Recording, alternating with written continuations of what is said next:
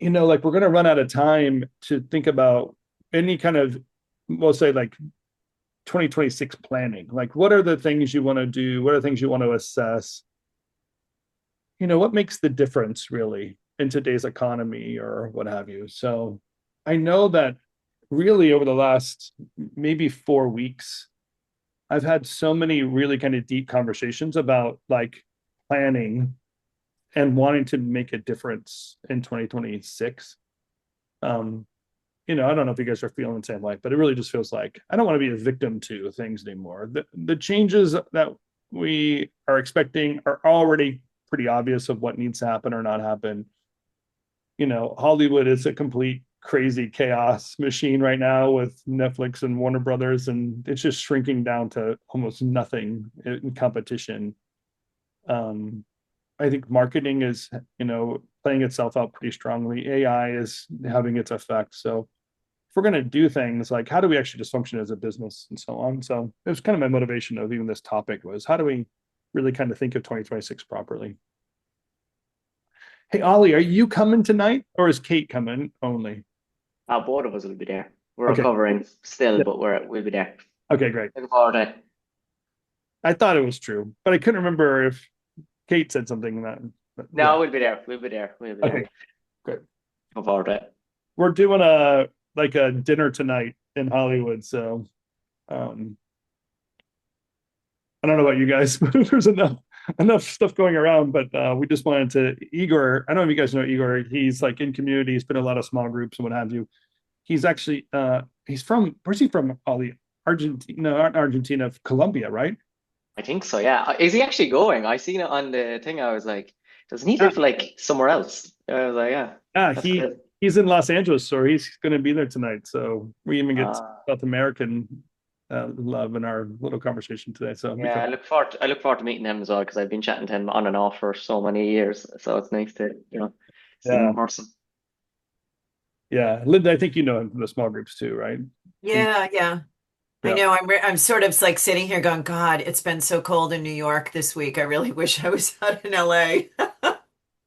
Yeah. Yeah, it's I'm just, funny because I was just talking to my family back in Ireland, and it's like raining and stuff. Yeah, and my family get really annoyed at me when they call me and I'm on a video call and they see this blue sky up behind, and my mom was like, "You're the worst." yeah, it is the worst. There's like a palm tree in your background. You're like, you have Yeah, nothing to complain about or whatever they kind of feel. Yeah, we had like 18 degrees and wind yesterday. It was like so classically New York and, in February. Like it's usually not this bad in December. Boy. Well, that's what I joked with Lewis when he first jumped on. It was like it's 77 today, and like I joked 17, but he's like, no, no, it's a warm of 32, a balmy of 32. Yeah, Yeah, it was literally in the teens yesterday. I think we woke up here and it was 13 or something. It was not good. yeah. Louis, So where are you? I'm in Princeton, New Jersey. Okay, yeah, yeah. I was in the city yesterday. I think yeah, it was 18 when I got up at 7 a.m. Yeah, it's crazy. Well, I'm sorry, guys. Look at Manny pops in right in time with a palm tree right behind him. It's like we were just talking about. It's just, all right, I'm going to share with you some of the insights I've seen. I would love you guys' feedback on things that you've kind of register with you along these kind of principles. I'm calling them principles because I zoomed up one more step Google Earth from just like practices to things that if you think about them globally, you can almost audit yourself, your team, whatever, on some of these principles. And this really just comes from like the routines I run with my clients and how they push me. So I'm kind of familiar with like what I want on routine, how often I do things with my clients, answer questions, and so on. But there's obviously a natural kind of feedback loop from people I'm working with that want me to pursue things or ask bigger questions or take a separate meeting or a couple of meetings to kind of work things out. And when I think about those on cycle, there are some principles I feel that a lot of these, I'll call them more successful studios, but like the ones that are kind of running the show and feel like there's always a future and something consistent. I was asking myself a question like, how often do these conversations come up with one group of studios opposed to another? So that's kind of the basis of this conversation. Again, I'd love to kind of get some of your feelings as well, but kind of just looking at these principles and ideas. So this one, the first one's pretty obvious. I'm calling it the principle of completion. And the way I read it is like thriving studios always finish. They don't let projects just drift or linger into revision purgatory. And everyone knows what that means, revision purgatory. A good production team closes the loops, they deliver cleanly, and they build trust through consistency. A lot of you know that your clients call you because you always complete, you always deliver. And here's the part that I find the most rewarding about this is that the completion often frees the team, stabilizes production, and creates a space for the next opportunity. What I want that to mean is specifically that many times I feel like we know that the greatest thing we do is complete jobs. We know we always finish, and we often have forgot that we, because we do it so well and we do it so often, we often forget that that's the greatest value we present. There's a sense that when you do it well and you do it cleanly and you build that consistency of trust, that's where the next kind of opportunity comes from, is the clients actually start depending on that. So your feedback loop in the principle of completion is the next set of projects. And hopefully, and we all kind of know this, we're achieving something where the client gives us even more and more complicated projects to work with. We get the complicated projects because we got these simple ones done, and it gets more and more complicated. And almost all of you on this call, I know that this has been a pattern for you too. You can depend on completion. Facile, I'm even just thinking about how the risks that you've taken and these big projects you've taken on recently, how different those are to any other kind of jobs that anyone's done in the past. And you still have a sense of like, well, it's pretty crazy, but I'm gonna get this stuff done using this new technology. So yeah, I'm hoping that the completion phase never stops with what type of jobs we're doing. Hopefully it just goes on forever. It's a little bit of a different approach, but I think you're right. It's good to structure these little steps that we're working with clients right now, because it's like a never-ending project when you're doing more like software development. So yeah, yours can just go on for literally forever if you don't. and that's the hope. Yeah. Yeah. So this is the first principle of completion. Great one, just to remind yourself how important this is. And, again, 100% of you kind of know what this is like. This is so common, you even forgot it's an important thing, but it's a really good one for you.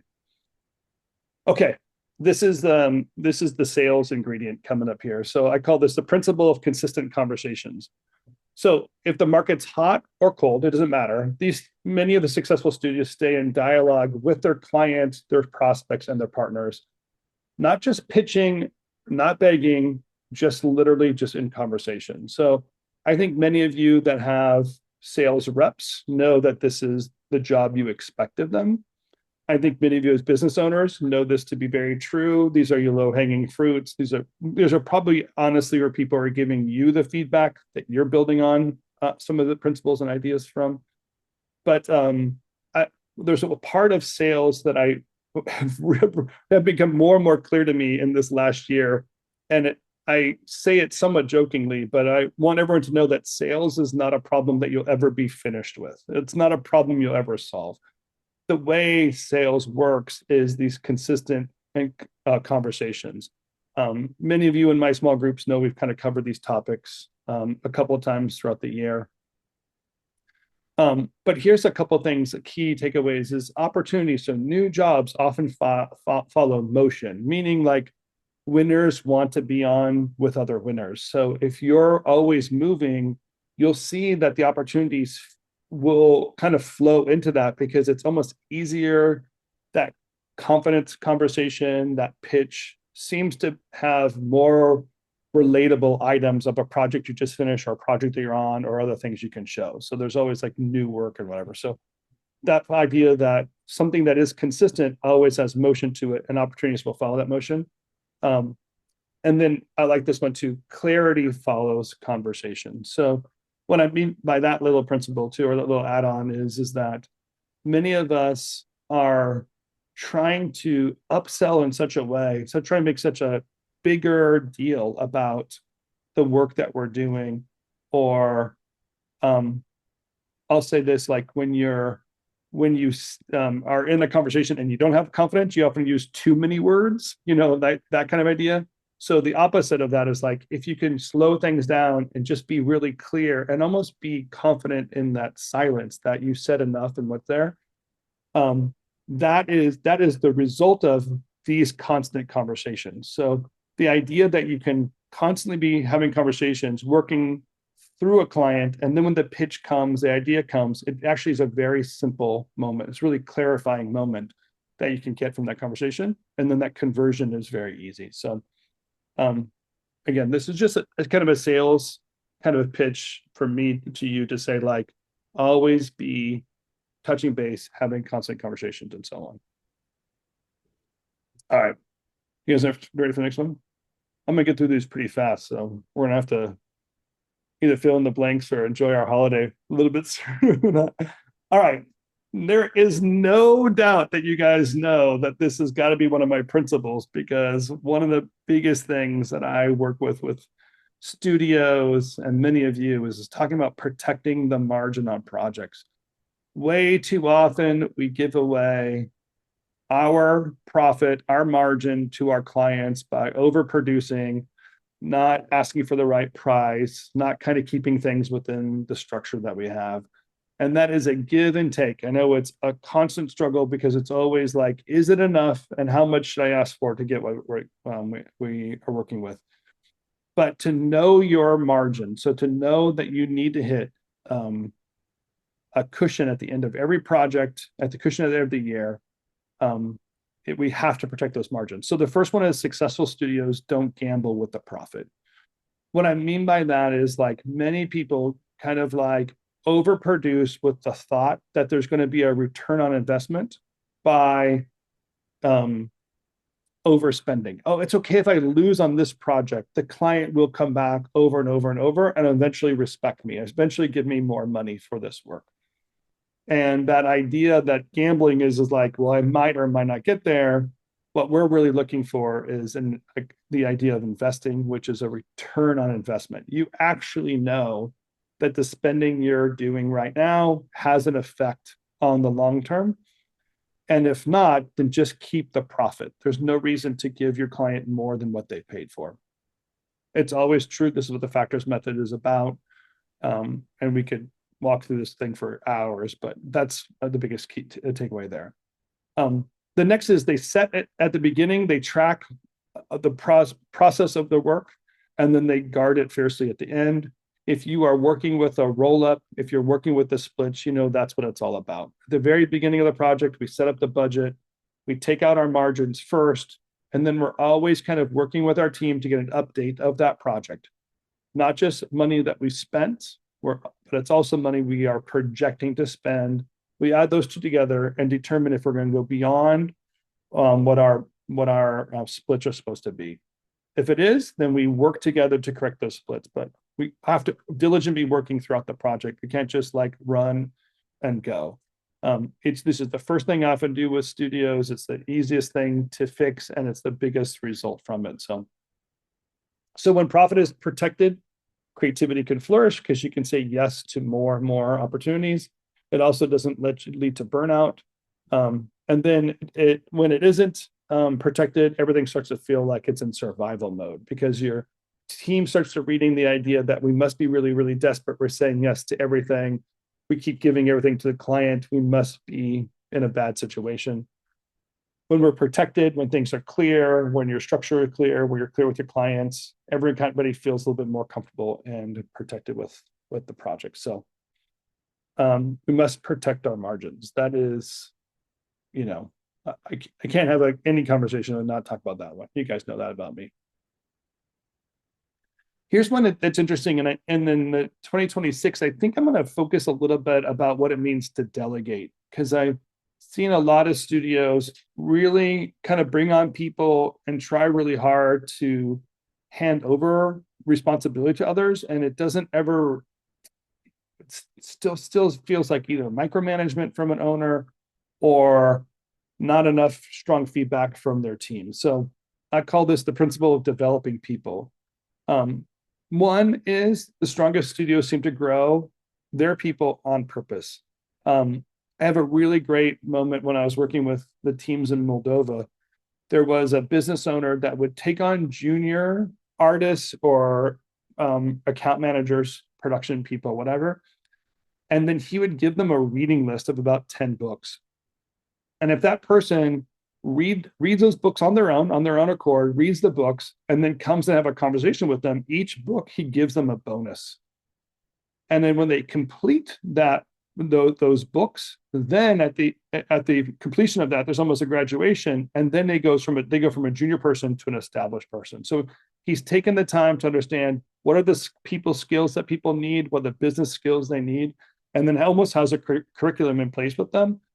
It's really, really clear. Everyone really gets it. And what's really interesting about their team is their team seems to band together. So they were together for a lot of years, and they shared a common language because they all read the same books and knew the same principles. So I love this idea of like intentionality of growing people, individuals on purpose, and having some of those principles in place of a common bond, a common thread, a common way of understanding what everyone's going for.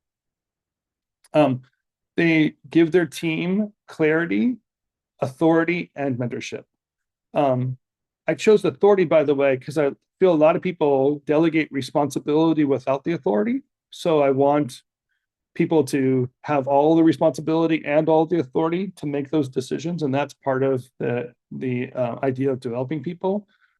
But clarity at the beginning to be really clear of what you're expecting for somebody, the authority for them to do it and do it well, and mentorship, or think about this as like coming alongside that person as they're doing it with grace and understanding so that you can correct what they're doing, right? Get them back on track, but with this more of a connected person-to-person relationship with them instead of just like an authority person.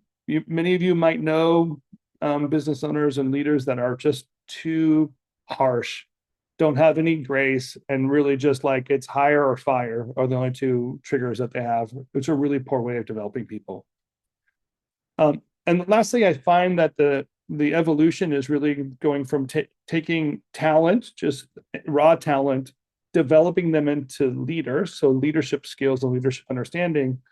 And then recently, I've really seen that the leadership really trying to find people that would take on more and more responsibility of the company, either as literally an owner, like gaining equity share, or just being part of a profit sharing pool, or just having those ownership like mentality, like entrepreneurial ownership mentality over what they've delegated.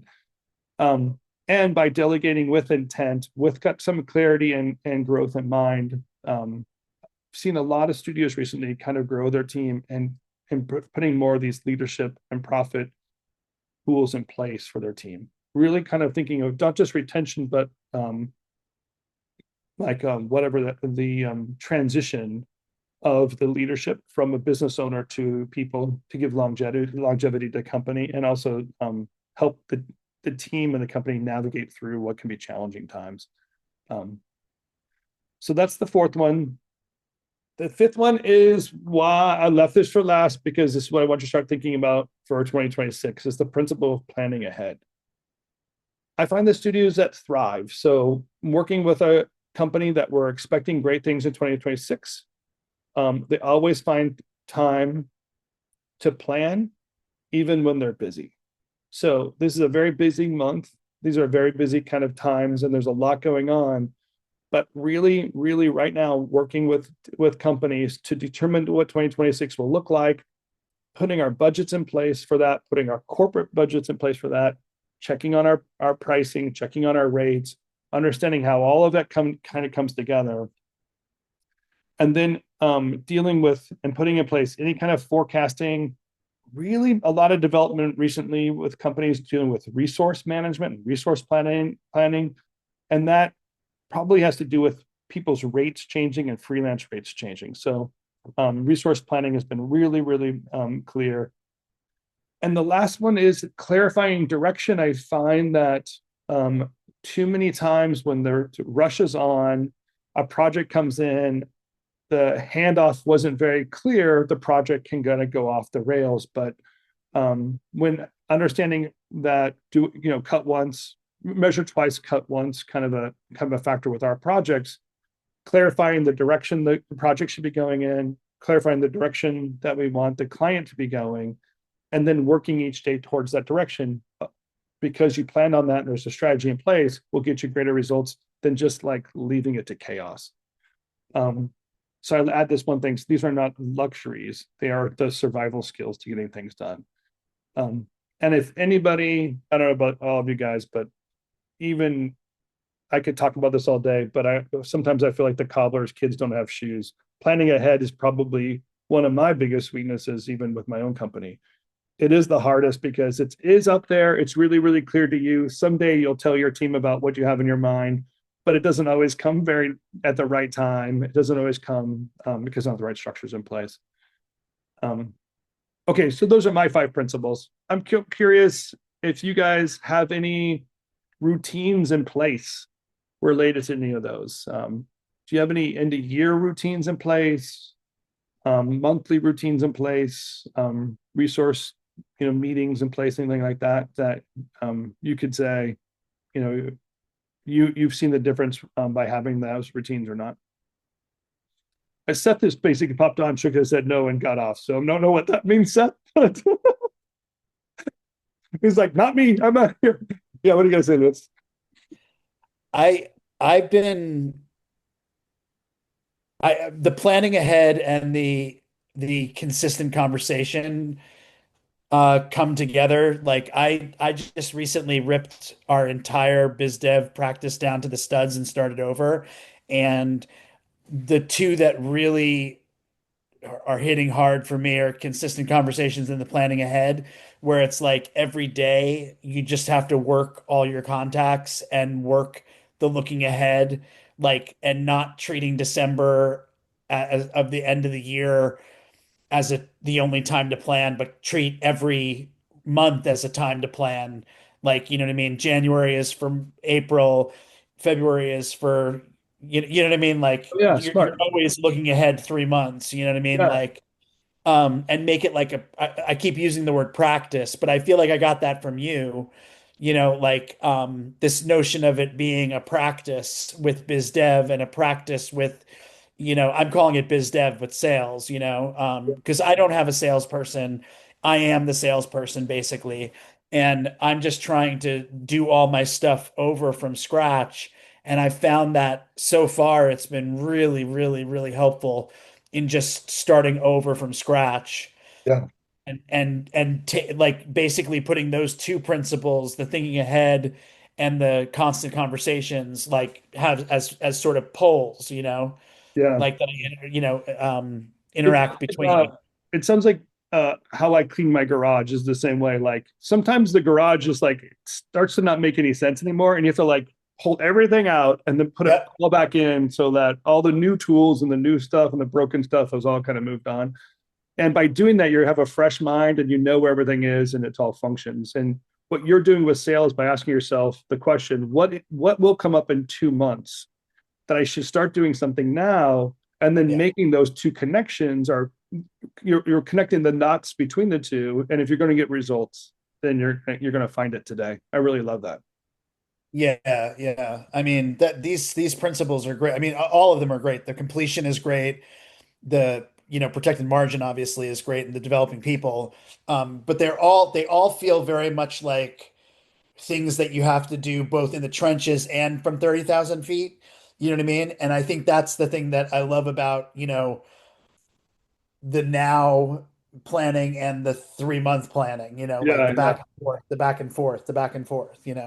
Yeah, there's a now not yet quality to everything, right? If it's Yeah. going to be true in the future, it has to be. I have to have done something in the past. Therefore, there's always a moment in the present. I have to be making my future, putting my forward. There's one more thought as you're saying the consistent conversation. Another kind of thing I'm going to kind of put out there is like I think we depend on the algorithm too much, and we forgot clients, and we let the algorithm determine who we're talking to and what's going on because we're on social media, on LinkedIn, Instagram, whatever, and responding to what's coming at us. This consistent conversation thing really kind of lets you draw out who your actual clients are, if they're on social media or not, and keep in constant conversation with them, regardless if they're active in social media. But the algorithm game just really, really draws us in with some sort of like, magic feeling that's going to give us, a beanstalk at the end of this thing. And you're like, it's not real. Like, we have to just be consistent with those relationships. So I love that when you cleaned your closet in a way, Lewis, you kind of like found the real winners and you'll touch base with them no matter what. That's really smart. Yeah, I totally agree. I mean, we literally stopped doing the integration, like the integrations that a lot of CRMs have, like into your Gmail or whatever. I literally just stopped it and started over from scratch, like not 10,000 contacts with Gmail, not 4,800 contacts with LinkedIn, but literally 150 contacts. That No, was it. that's it. Right. Yeah. Because you probably need 50 to have 150 is 3 times what you need anyway. And then Right. just keep them more. Yeah. That's Right. really great. Awesome. Anyone else kind of have one? Yeah, go ahead, Linda. Yeah, I just had a question, actually, maybe for Lewis, and really anybody else. Sorry, I'm gonna have to go in a minute anyway. We have a 5:30 meeting, but um, does anybody feel like the whole thing with new business, like it's such a crapshoot? Like, you try, you try, and you're just like, is it gonna happen? Like, I just sort of feel like I can't plan because I'm always like wondering, are we gonna get the piece of business? I've gotten much better about asking people for their budgets, up front, just to make sure when I do the proposal, I'm within their pricing thing, but I just sort of feel like I don't know whether I'm going to get it Yeah. Yeah. I mean, and it's win the irons in the prize. fire. Yeah. I mean, I think it's iron. Sorry, Tim, I don't want to jump on you, but I mean, I think it's irons in the fire. I mean, like the whole point of like starting over our biz dev thing was that we were just we didn't have actionable biz dev. We were just hoping, and now we have like enough things happening that we're starting real conversations. And like I'm with you. Like, I mean, a lot of them are going to be no's or no or complete ghosting, but there's enough of them happening that the percentage of them that are real, you know? The I mean, volume. Yeah. yeah, the volume play, you know? Yeah, Linda, it's interesting. Katie and I were talking about this because it's such a short holiday schedule that there was like, I was invited to one Christmas party this entire season. And I thought, my first comment was like, well, that's good because there's not that many weeks anyway. But then we started talking about like how many Christmas parties there used to be. There'd be the Yeah. AIGA party, the Promax party, separate company parties. Like, I'd go to Manhattan and go to 3 parties in a week. And Right. I say that because I think there is a lack of connectivity that we often used to gain visibility from. Like, we can go to a party, see our clients, generate some leads, get some elbow rubbing, and Yeah. because that element has disappeared, I think we feel more and more like there's a void out there. Like, I don't know where to have a conversation with a new person because there's no rooms that those new people are in. And Yeah. it's Because I mean, really like Joe was telling me, like, go back through your list and contact people. And then I contact people and they're like, they're telling us we have to do less with more. My team is smaller. I have like no time. And it's just like, yeah, they're like, hope you're doing well. yeah, yeah.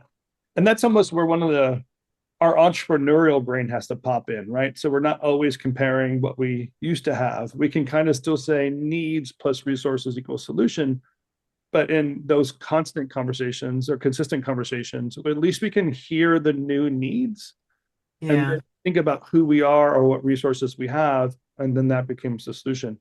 It's sucky because like we've already institutionalized the things that we have. Why do we have to do it again?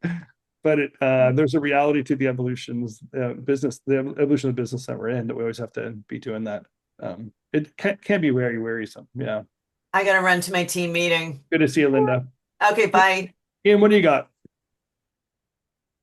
I just had a quick question. So we've seen, and I was meeting with a PR friend of mine who has a big PR city. We're in Cincinnati. Um, People are getting away from like retainer type work and going towards smaller projects because teams are getting smaller, budgets are getting smaller. It feels like it's harder. Besides just irons in the fire. It's just harder to get work. Are you seeing that too across the industry? Because I know one of our competitors, I got some inside baseball, they're moving like their DP creative directors to part-time, and another buddy of mine who runs a production company in Philly is like, I don't know about you, but I'm gonna start laying people off. Like it feels like it's just really rough out there, like it was during COVID, and maybe not quite that bad, but just it's not the flourishing industry like it used to be. Yeah, I think the last thing you just said is the most truthful thing that we all are starting to realize is that there is no doubt a difference to what the industry is in the current situation. There are so many people that have lost the position that they're in, and therefore we have lost connections with individuals that had jobs of authority, possibly projects and runs or whatever. And then just not to mention that the type of output that is necessary nowadays is it doesn't seem to match some of the what we used to do or the skills we had to do it. So for an example, like if broadcast television is transitioning, going away, the commercials on broadcast television are also getting less and less of an investment to make those commercials. So the glory days of making a really great commercial campaign that would be seen by millions of people around, the U.S. or the world, like it's probably not true. A lot of things have moved to a digital platform, subscription platforms, and just that nuance and connection of work we used to do seems to not have a place for it anymore. So that I think some of those are the elements that we're really starting to recognize is like the people aren't there and the type of work is also moving. There are areas that are in complete growth. There are new kind of like technology advancements that are changing the way we're getting things done. There is some excitement and newness out there. But I think that we all probably, if you used to doing it one way and there are new ways of doing it, we probably have to go through that, stages of grief in a way, like recognizing something, dealing with the reality of it, and then becoming comfortable with it again is something we're all probably dealing with. And it is, worldwide of a transition. So I probably those are the factors that you're kind of talking about, Ian. In reality, if I could just hit a refresh button and wipe your memory like Men in Black kind of a thing, I would just teach you the entrepreneurial formula because there really is something really simple about the entrepreneurial brain that will always come up with a solution. It's actually very exciting, and if you're ready for it, you kind of get that really nice big hit when you find those solutions. So if it's needs plus resources equals solution, that what you need is curiosity and connectivity to find those needs. So just curious, what's it like? What are you feeling? What are you after? What kind of work are you doing? Where does that come from? Just like when we were starting new, and to hear what's going on in the marketplace. And then your brain will have its aha moment of like, oh, I know somebody that can, or I think I could probably do that. Or if I spent some time, I could connect those dots. And then that's how you find the solutions that your clients are looking for. So that entrepreneurial edge that we have still works, and your creative mind still works. We just have to kind of like find the new energy for the new market that we're in.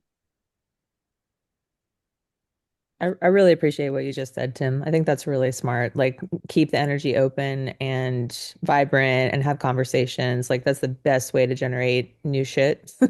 I just wanted to offer that's something that I'm trying at the end of the year, just to jump in here. We're doing a major rebrand of the studio, and I'm really excited about it. And it's giving me a lot of joy to just have fun with it again. I know we talk about that a lot here. Sure. And I'm doing like a first look tour. So I'm like just going to my contacts, like my great contacts, the ones that have been, interested in either potential clients or just been in the network for a while. And I'm like, let me show you my new site. Let me hear what you think about it. And then as we're talking, I'm like, do you know anybody who do you think would be a great fit? And I've gotten some really good leads from those conversations, like unexpectedly good. So if that helps, like you have a new thing, go share it. Love, What do you think about this? Let's have a conversation. Just get people excited. And that's been working well for me, if that helps anybody. yeah, I love the friends and family round that you did. It's like, hey, it's good enough I go to my close contacts, get them interested, excited, asking questions, and follow up with them. It is a new way to kind of build energy and get some of that feedback. Yeah, that's a great idea, Jocelyn. And good luck with that. That's really fun. Anyone else have any thoughts on some of these principles? Oh yeah, go ahead, Lewis. I was just gonna say, to what Ian was saying too, just I think and really to your point about entrepreneurial formula, like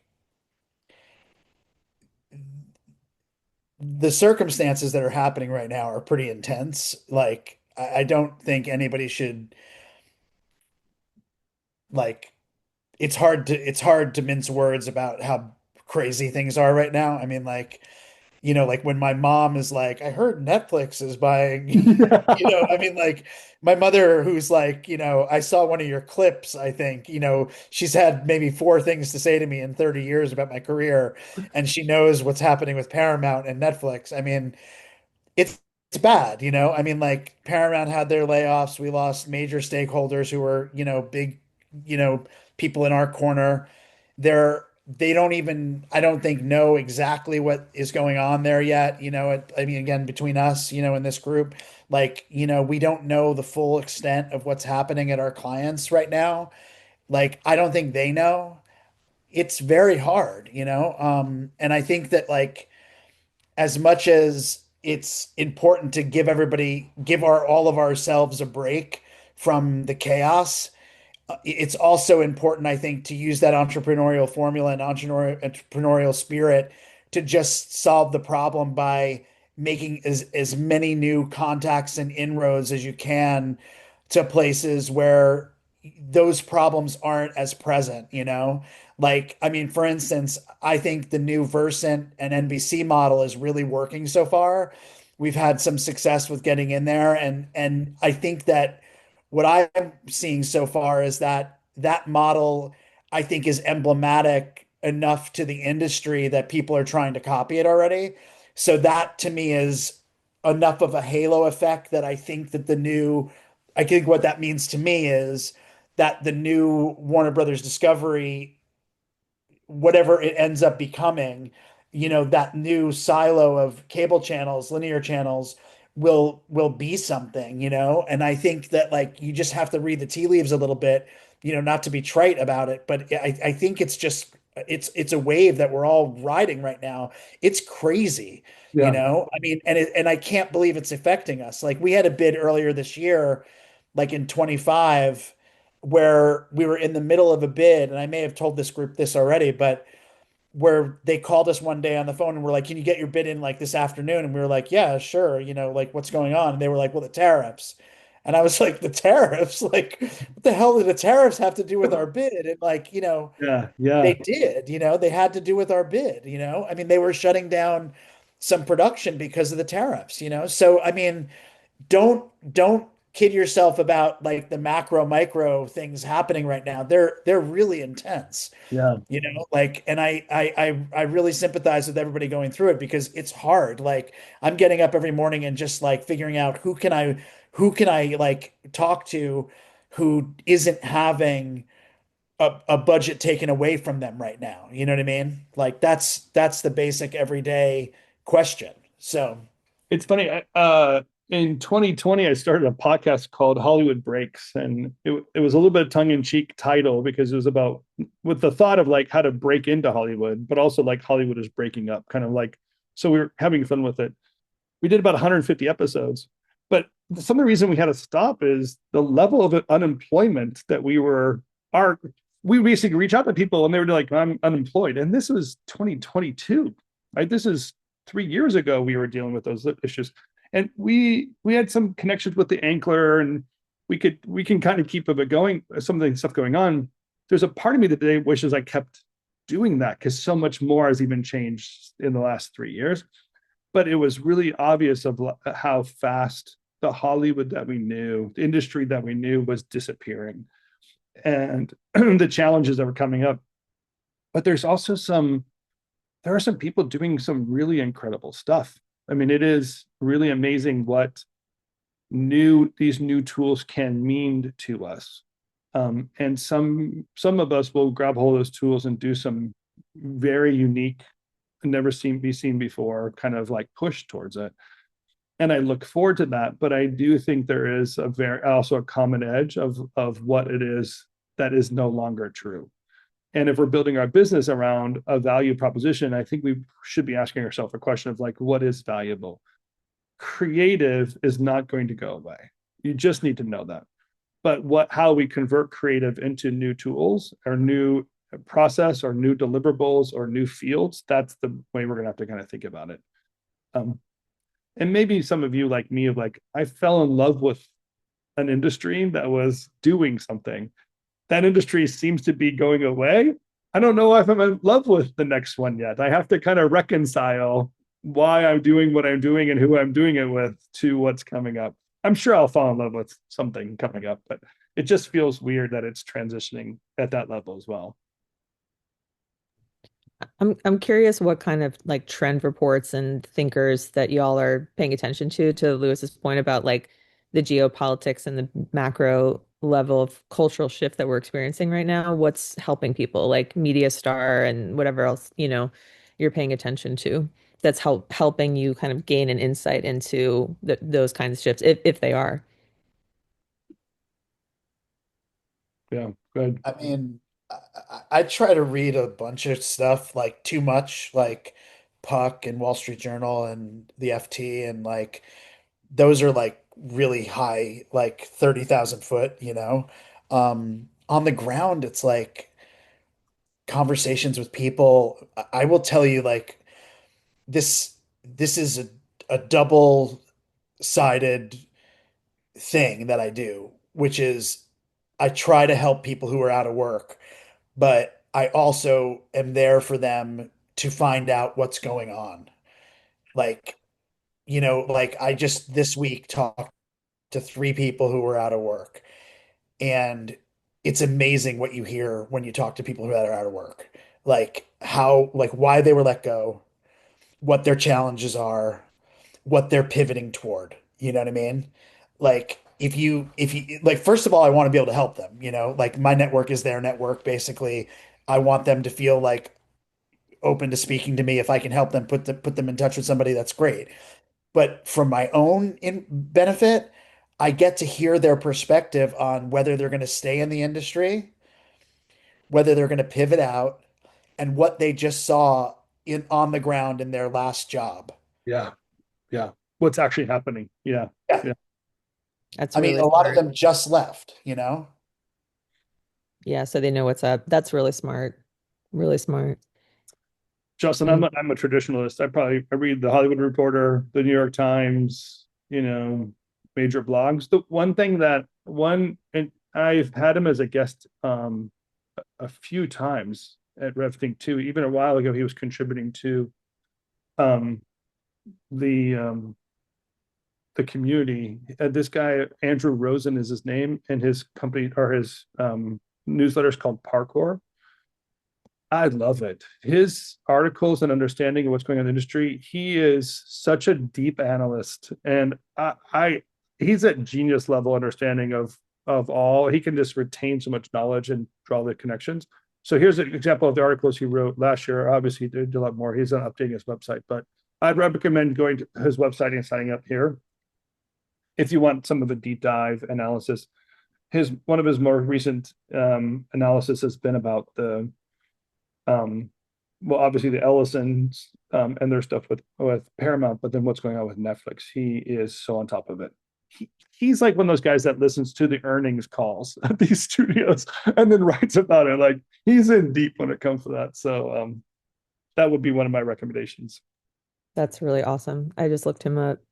I don't know if anyone is familiar with Jasmine Bina.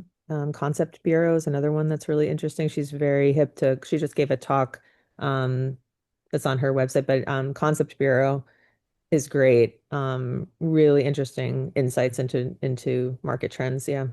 Love that. That's great. Maybe we should start a quick list on Rev Community. I'll just make a post and we can throw some of these newsletters and readable things out there. Yeah, It, that would be awesome. Like the parkour, the concept bureau. I mean, any of those, like I would love to know about those. Like I've been trying to read a ton of business books, but again, they're like lagging in terms of, like they're not topical, obviously, but they're very helpful for getting your head around, kind of the bigger you know, uh, concepts and stuff like that. But it's great to get these like updates and stuff, like on the hotter news of the day. Yeah, I get like people that are talking about it without a lot of like, you know, woe is me kind of quality to it. I don't know, like on the factual side, because I do think it's important to collect the dot. The way I say is collect the dots and then connect the dots. And if you collect dots that are just somewhat factual or maybe even optimistic or visionary, then you can connect them your own way and kind of put a system together. But if you're too much inside of one of those opinion cycles and it's just all this like downward spiral stuff, which I feel a lot of algorithms play too, I think you can really get stuck in a bad place. So I like breaking So it. Tim, like what do you see as a trend? Is it about again going to AI and reducing everybody's workforce, or is it the content creation in AI? What is the big trend that's happening that you see yourself? Yeah. Okay. So I've been talking about this for probably last year and a half just to kind of like figure out what this might mean for us. What happened is when the digital media world or digital social media world kind of came about and digital marketing connected to it, there was a promise being made. And the thought process is if we can get to the scale of on the marketing side of understanding the demographics, we can be more precise on the kind of commercials that we make or advertising we make for that demographic. So because social media is a very, very wide, very, very broad spectrum, brands are trying to kind of reach that wide, broad spectrum with their brand. But now algorithms make that gigantic spectrum into small little demographics. So, my echo chamber is different than your echo chamber, different than Ollie's echo chamber. And so a brand has to break through that. Well, how does it do it? It has to change its messaging slightly in order to do it. And digital marketing never lived up to its promise. So about 2 years ago, the digital marketing bubble burst. People aren't throwing money at stuff that's not turning out. And basically, they're just not giving money to Facebook and Google and Adobe and whatever the players that were there to do it because the algorithms are kind of not working. So as that's being reset, at the same time, AI showed up and can now make a larger scale of content at the same time. So I think we're all like in a waiting place right now for like the need, which is micro demographic marketing, the scale at which we need to hit that, which is like, maybe a 10-to-1 scale that we worked at. And you imagine like humans used to make 100 versions of something. We need to make a 10,000 versions of that. So there'll still be a human connection, but they'll be making 1,000 deliverables instead of 100 deliverables for every output. That's where it's going to go. And I think that's why the Ellisons and the Netflixes are buying the old media market, traditional media marketplace, is because they're going to have some sort of like content feed to fill in all those micro commercials. Mm-hmm. But if you want to know like the bleeding edge that's really hurting is something like fast TV. You guys know what fast TV is? It's free, advertise, something television, something like that. Yeah, like Pluto. Yeah, Pluto is that. Your Roku TV is that. Your Samsung TV is that. There's live television channels, and if you watch it, it'll be like the Gunslinger channel, and you'll watch like 7 minutes of Gunslinger, and then it says, "Stay tuned," and it just like sits there for a minute and a half, and the words just say "Stay tuned." There's no commercial. It's supposed to have a commercial there, and it doesn't have one. Those are the slots that need to be filled in. And that's just on an analog feed. Now you can imagine with digital, it's the same way. We need to have all those fill in. So I think we're just like in a holding place and the technology isn't yet there and the creativity isn't ready to embrace the technology, but the need is there. And because the need is there, there's fewer spending and we're kind of like in a bubble. So those are the pieces that I see playing itself out. Got it. So do you almost see like design systems versus individual projects that are going to be taking over, right? Like you create a system where the input is 10 or the output is 10,000 different pieces, yeah, as opposed to doing it manually, right? So you still need a designer and a design team to put together that system in the first place, but then it spits out 10,000 versions whatever it is that you need. It's almost like you need to be more creative, right? Because imagine Yep. like Yep.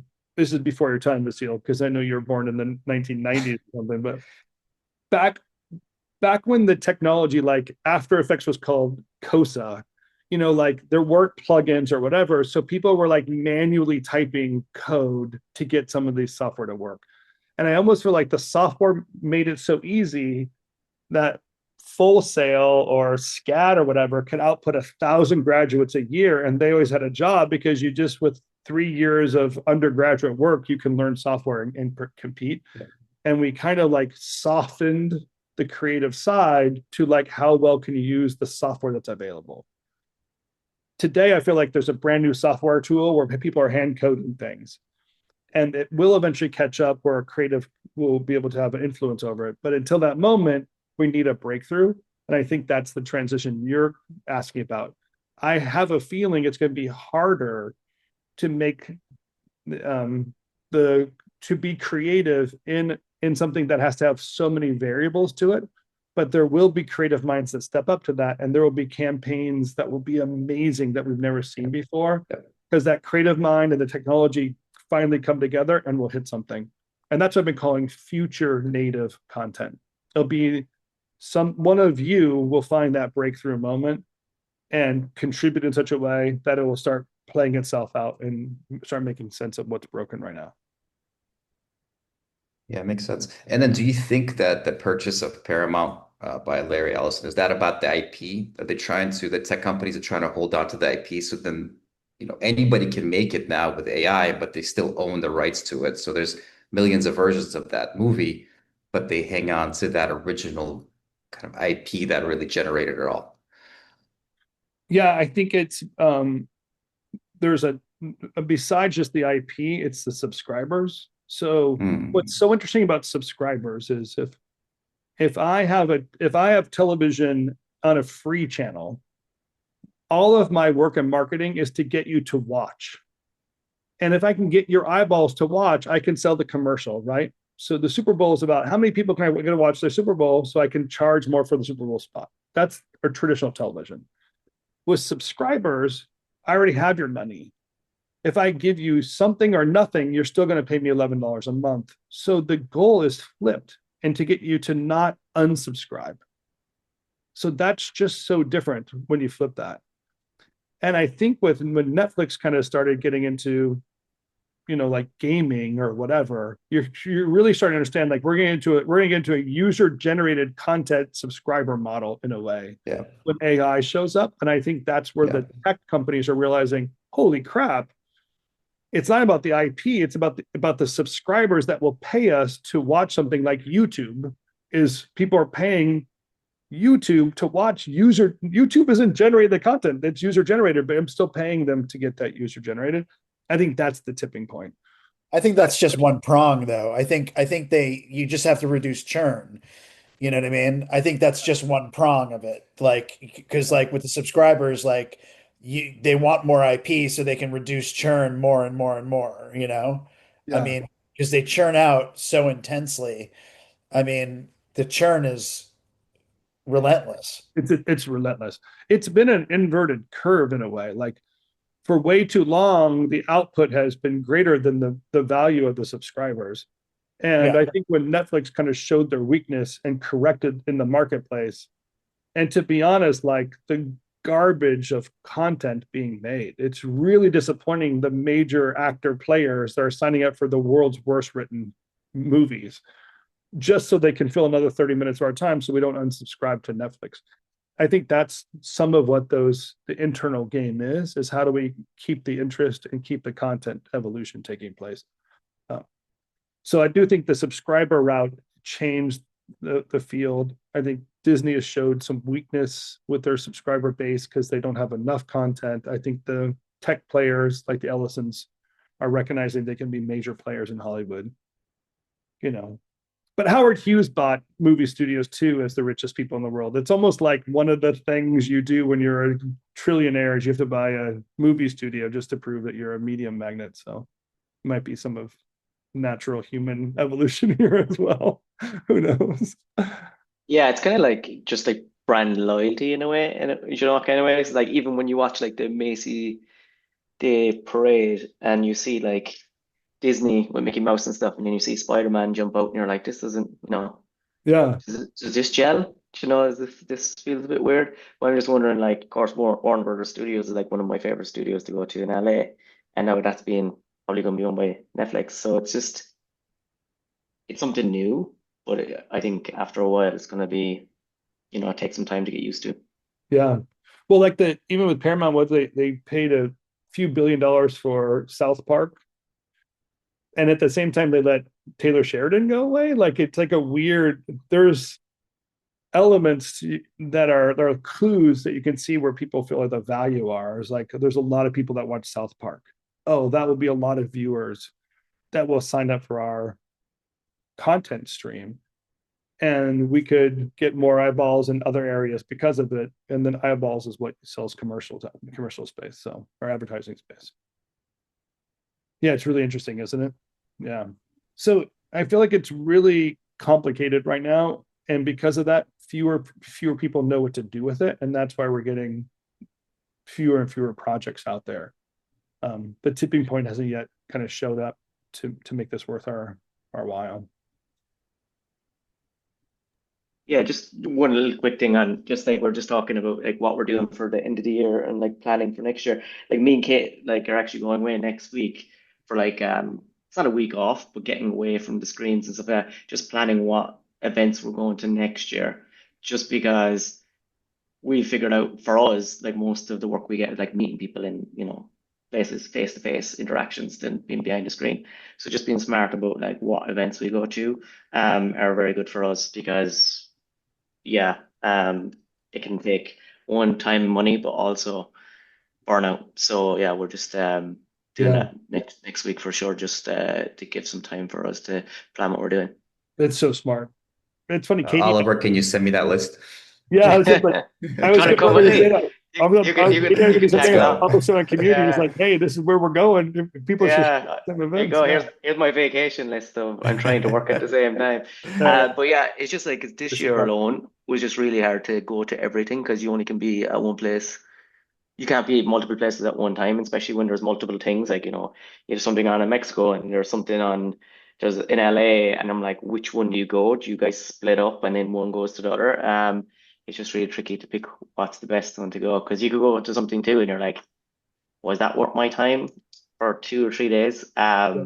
It's just really hard to Well, understand. sometimes it's Yeah, but about you and who you want to meet, and sometimes it's about where your clients are and what you need to do. Yeah, and it's kind of yeah, sucks when you're going there for your clients and not for you, because it might be more fun to go to Spain than to go to, Miami, but you have to kind of make those decisions sometimes. Yeah. yeah, exactly. Not just for a vacation and chilling out. You actually need to make it worthwhile. Yeah. Right. All right, guys. Ollie, I'll see you in a couple hours, and Yeah. Vasil, you and I will touch base. We have something to talk Sounds good, Tim. Yeah, sounds about. good.